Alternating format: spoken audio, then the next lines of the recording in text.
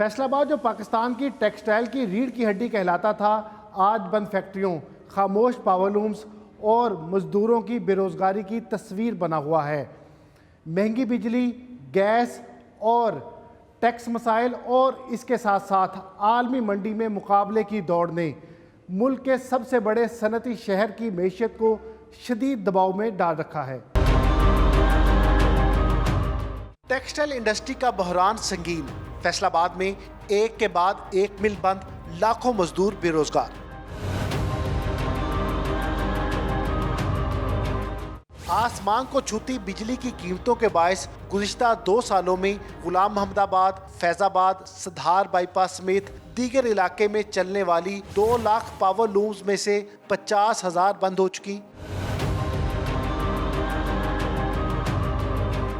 کپاس اور دھاگے کی امپورٹ بڑھنے سے جننگ اور اسپننگ سیکٹر کو بھی شدید دھچکا لگا۔ رواں برس 50 جننگ ملز میں سے صرف 4 ہی چل سکیں، جبکہ 137 اسپننگ ملز میں سے آدھی بھی نہ چل سکی۔ 250 سے زائد ڈائنگ اور پروسیسنگ یونٹس میں سے 40% بند ہیں۔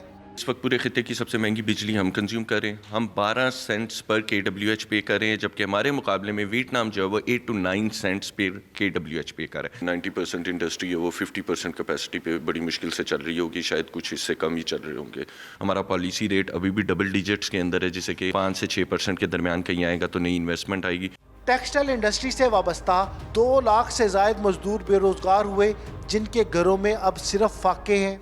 مزدور لوگ ہیں تو سارے مزدوری اسی وجہ سے پریشان رہتے ہیں، تو ادھر بہت سی فیکٹریاں تھیں وہ بہت بند ہو چکی ہیں، جو ہماری فیکٹری یہ بھی بند ہو چکی ہے۔ 3 ماہ سے بے روزگار ہوں، فیکٹری بند ہے، جس فیکٹری میں جاتے ہوں کام نہیں ہوتا، کوئی کہتا ہے کل آ جاؤ، کوئی کہتا ہے پرسوں آ جاؤ، اور دکانوں والوں کا جو قرضہ ہے وہ سر پہ چڑھا ہوا ہے اور مہنگائی سر پہ چڑھی ہوئی ہے، کہیں بھی جاؤ کام نہیں مل رہا۔ فیکٹریوں کو تالے لگے ہوئے ہیں، بے روزگاری ہے، اس علاقے میں 1 لاکھ سے زیادہ ورکر کام کرتا تھا، اب جو ہے کہ 50% ورکر کام کر رہا ہے، بے روزگاری انتہا ہے۔